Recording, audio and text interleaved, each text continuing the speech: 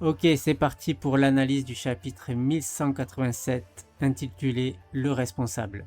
Bon, on passe la couverture, c'est pas ça, c'est plus du kiff qu'autre chose. Du coup, on voit que le pouvoir humain de Mu lui permet de fixer une cible. Je pense que c'est comme ça. C'est une cible sur le corps de ses adversaires et pour diriger, auto-diriger ses attaques, quoi. Donc vraiment, c'est trop puissant. C'est vraiment trop puissant. C'est vraiment trop puissant. Et, euh, et ça annonce vraiment qu'ils vont se faire marbrer, quoi. Ils vont vraiment se faire défoncer. Par contre, du coup, on arrive sur le passage euh, au niveau de Gunko. Alors, je trouve quand même étrange, alors que Loki retombe dessus. Bon, ok, c'est annoncé du coup qu'elle allait être dégivrée dans la foulée. Mais en fait, c'est bizarre que ça soit aussi rapide, dans le sens où on voit pas forcément Ratatosk annuler le pouvoir, et je vois pas pourquoi il annulerait le pouvoir. À part le fait que, ok, est-ce que c'est parce que le marteau recogne le glaçon et que du coup, en recognant le glaçon, ça a annulé la glace, ok. Mais il n'y avait pas d'action de vouloir annuler, c'est ça le truc, ça qui me. Mais bon, si Oda des gifs, c'est qu'il y a quelque chose. Maintenant, je continue à dire que Gunko a beaucoup trop de connaissances à mes yeux par rapport à, à ce qu'elle sait. Alors, il y a moyen qu'elle reprenne conscience et que dans la foulée, Mur reprenne le contrôle. Mur reprenne le contrôle. Que Gunko en fait va dire à Brook, va peut-être révéler la partie qui intéresse Brook, c'est-à-dire ce qui s'est passé au moment où ils se sont, où se sont quittés en fait, où elle a été transformée. Mais juste après, je pense qu'elle va perdre le contrôle. Mais en fait, ce que je trouve dommage, le plus dommage, c'est que je trouve qu'Oda est allé un peu vite sur le fait que, bah oui, c'est un glaçon, mais ils peuvent rien y faire. Ben oui, on savait qu'ils allaient rien pouvoir faire. Je trouve ça dommage. Après, je comprends qu'ils veuillent peut-être avancer un peu plus vite, mais je trouve que voilà, on a eu une case où ils ont essayé avec la foudre de Nami et puis c'est tout. Et ça manque un petit peu. J'aurais préféré peut-être que ça prenne un peu plus de temps. Maintenant, est-ce que ça va conduire les Mugi à affronter parce que j'aimerais bien voir. Déjà, j'aimerais bien voir Jinbei contre Zaza. Parce que du coup, Sanji s'occupe de Killingham. Mais s'il n'arrive pas vraiment à le battre, voilà. Faut bien libérer les enfants. Et je vois que Jinbei qui peut le faire. Mais je vois bien que Gunko se faire recontrôler de force par Imu. Et que ça va être un des objectifs de Brook, de la libérer, de plus tard, essayer de la libérer. La libérer vraiment du contrôle absolu de Mu. À voir. Du coup, après, on repasse au combat contre Luffy, mais bon, il n'y a pas grand chose à dire. Parce que c'est la même technique qu'elle a fait que Imu a fait contre Luffy. Par contre, on a l'impression que dans le domaine là, il y a une espèce d'œil. Il est bizarre. Je me demande si ça fait quoi si Brook utilise sur Gonko la technique qu'il a utilisée pour libérer les âmes des pièces d'échecs chez Big Mom. Ouais, à voir. On verra. Mais je trouve toujours que Gonko en sait trop. Gonko et Sully en sait trop par rapport à Imu, au gouvernement mondial. Même si elle perd la marque et qu'elle revient à 77 ans, elle a trop de connaissances pour que ça soit maintenant en fait. Je pense que ça va être libéré juste pour dire à Brooke ce qui s'est passé au moment Euh, au moment où il s'est fait blesser au crâne, où elle a tué Luven, mais, mais qu'elle va se faire recontrôler direct par Mu, qu'elle va redevenir Gunko en fait. Elle va lui mettre une aura démoniaque ou un truc comme ça, et elle va redevenir Gunko. Et du coup affronter les Mugiwara et Brook. Ça pourrait être triste à la fois et incroyable. Ensuite, voilà. Là, ça annonce le lot. En fait, on en revient à ce qu'on disait les dernières fois. C'est que les Mugiwara paraissent beaucoup trop confiants. Que ce soit Zoro ici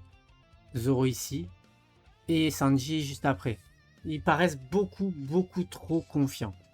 Et pour moi, ça annonce leur défaite. Ils vont perdre. Ils vont perdre. En fait, et le truc de moi, je connais ton point faible. Voilà, c'est beaucoup trop confiant à mes yeux pour que Sanji dit. C'est Sanji qui dit je connais ton point faible, mais surtout qu'il le maîtrise pas encore, le Haki des Rois. Ouais, déjà Sanji et Zoro le maîtrisent pas forcément à 100%. Et que là, Summers et Killingham, ils sont boostés de fou.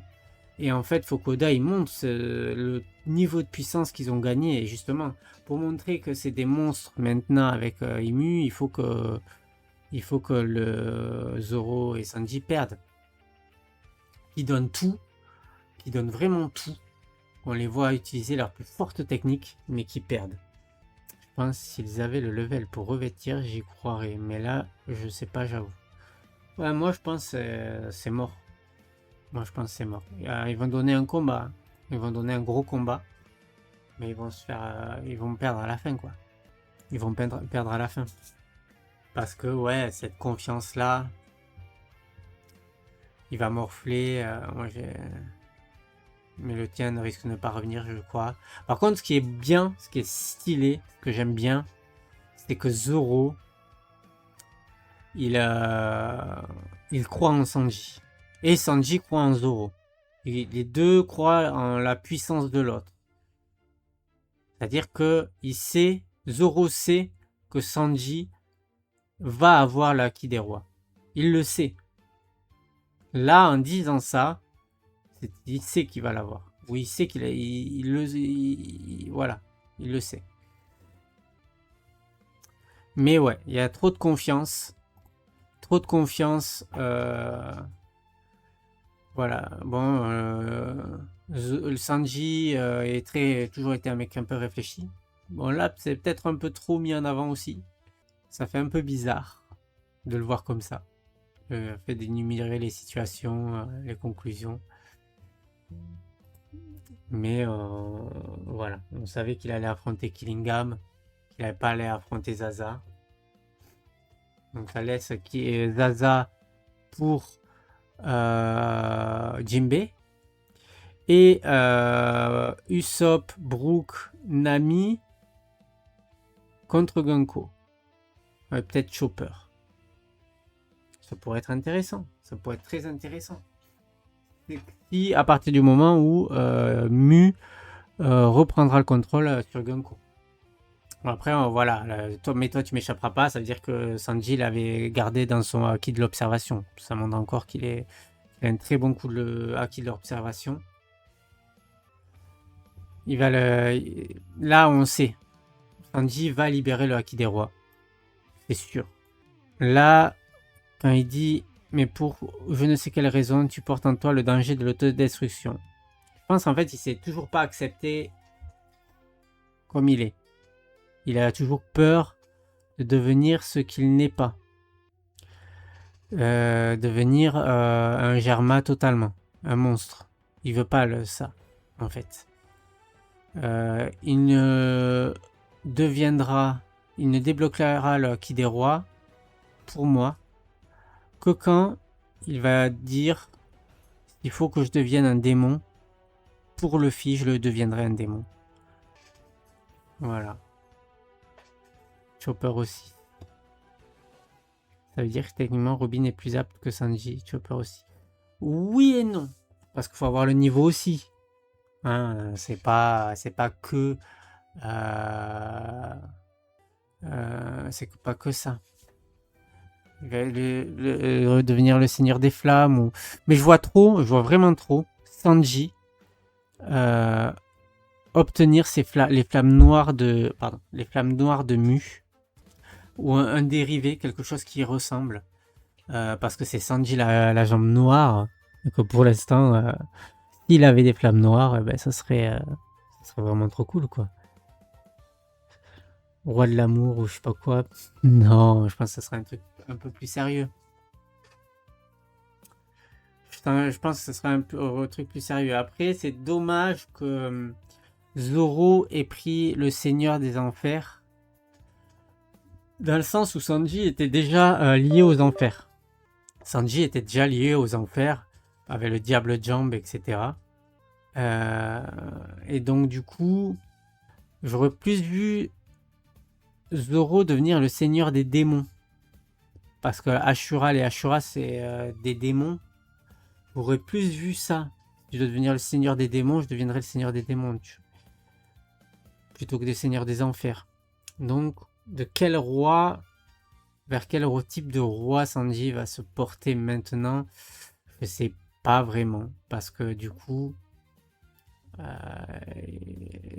fait que Zoro ait pris ça, je vois pas vers quoi, je vois pas trop vers quoi Sanji peut se déplacer. J'avoue, ce serait grave stylé si Sanji peut utiliser le maquis. Ouais, les flammes noires. Sanji, la jambe noire qui a ses jambes teintées de flammes noires. Ça serait incroyable. Ça serait incroyable. Incroyable. Vu que c'est Sanji, je m'attends à tout maintenant. Tu disais, d'ailleurs, quand Kaban dit revenez me voir avant que de partir, tu penses que ça va... Non, je pense que ça sera après. Et après avoir été... à mon avis, ils vont devoir... tu sais que je pense que Luffy va devoir se rendre. Mais il va obtenir d'Ajrudine la vive carte de Gaban. Et il va rejoindre Gaban comme ça. Je pense. Donc voilà. C'est... curieux de savoir, il veut leur dire quoi. Je pense que c'est pour le roi de Poneglyph, hein, c'est pour le dernier. J'imagine qu'il va les informer sur le dernier roi de Poneglyph. Bah voilà, tu vois. Je pense que c'est ça. Hein. Ça va être, il va informer, il va même lui donner le dernier roi de Poneglyph. Moi, je pense. Pas que l'informer. Je pense que c'est lui qui le détient. Je pense que c'est lui l'homme à la cicatrice de feu. Le bateau noir, c'est en fait Loro Jackson peint en noir et que les tourbillons, c'est fait par le monstre de la baie de Fuchsia au tout début, quand Luffy l'affronte. C'est lui qui fait les tourbillons. Et que le tourbillon dans lequel a été pris Luffy, c'est le monstre de la baie qui l'a fait. Pour, entre guillemets, sauver Luffy, parce que Luffy se dirigeait sûrement vers un endroit où il aurait eu des problèmes, quoi. Et là, ce qui est marrant, c'est que Mu ne parle pas de Joy Boy à Luffy tant qu'il n'est pas en guerre 5. Il lui a même pas adressé la parole juste avant. Et c'est pareil avec Loki. Il n'a pas adressé la parole au début à Loki. Il a commencé à parler quand Loki s'est transformé en Nidog. Donc, c'est pour ça que à travers Luffy, il voit Joy Boy.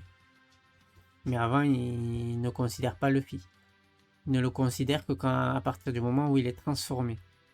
C'est plutôt intéressant aussi. Et là, du coup, je suis un peu embêté dans le sens où ça risque vite se terminer si les combats. Et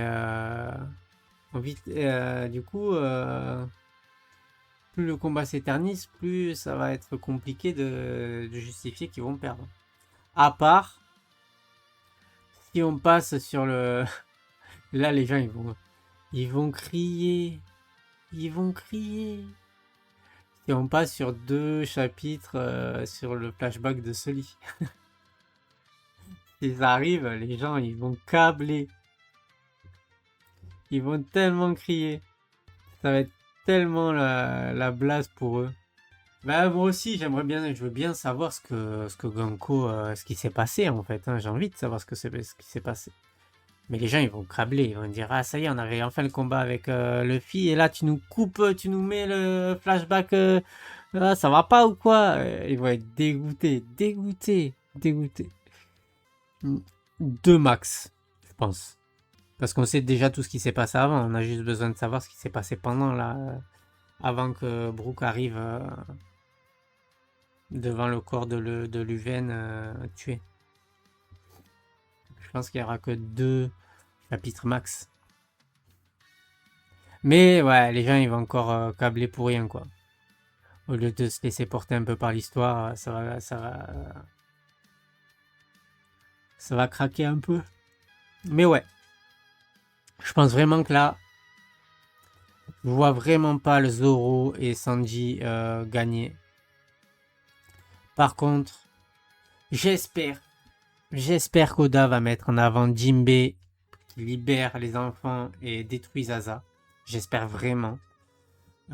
Pour déjà faire taire un peu les critiques que pourra avoir Jinbei. Et pour qu'il soit enfin mis en avant à sa juste valeur aussi. Et je vois que lui qui puisse affronter ce monstre d'eau, quoi. Passer de l'eau et que lui il contrôle l'eau. Donc c'est un counter naturel. C'est un counter naturel. Maintenant, faut voir ce qui se passe avec Sully. Voir ce qui va se passer. Mais ouais, là, le combat, en fait, c'est pas comme tous les combats. En fait, ils arrivent trop confiants. Je connais ton point faible. Donc je vais gagner, en fait.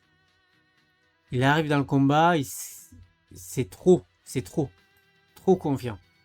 En fait, et là, on va comprendre la dangerosité du pouvoir de Mu maintenant. À quel point il est puissant. Par contre, du coup, son halo noir à lui s'est transformé en écharpe. C'est bizarre. Parce que Somers, lui, il a un halo. Il a bien le halo au-dessus de la tête.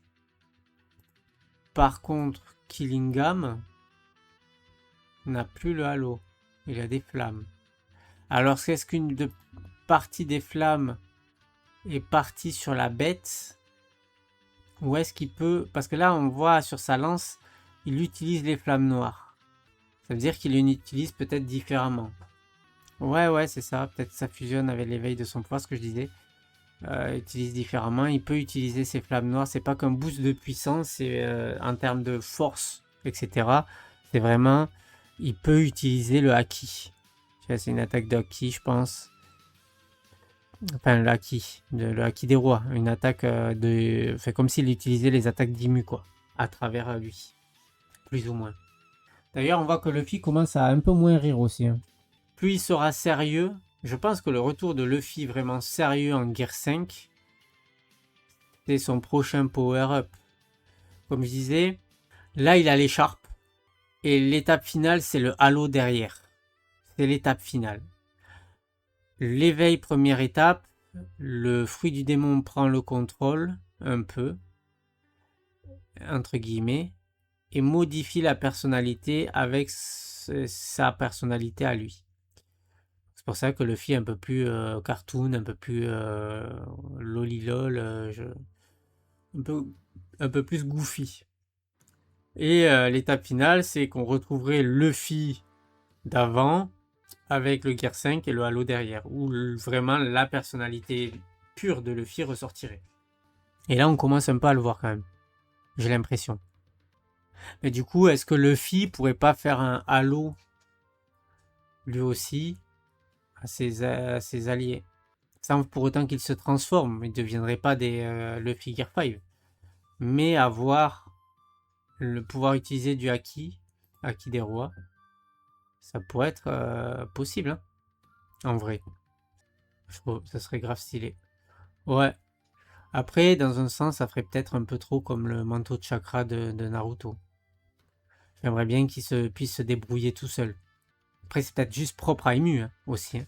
Ça, dans ce cas, je signais de suite, hein, aussi, hein. Perso, tu vois, j'en parle, hein, mais moi, j'aime pas trop l'idée, justement. Au contraire, j'aime pas. Moi, je préférerais que les Mugiwara soient pas boostés par Luffy et leur propre gagnent par leur propre puissance à eux. Mais il faudra toujours trouver un moyen de les rendre beaucoup plus forts aussi. Parce que s'ils perdent là, c'est qu'ils vont devoir beaucoup progresser, quoi. Voilà. Eh bien, on va s'arrêter là, je pense. Pas mal.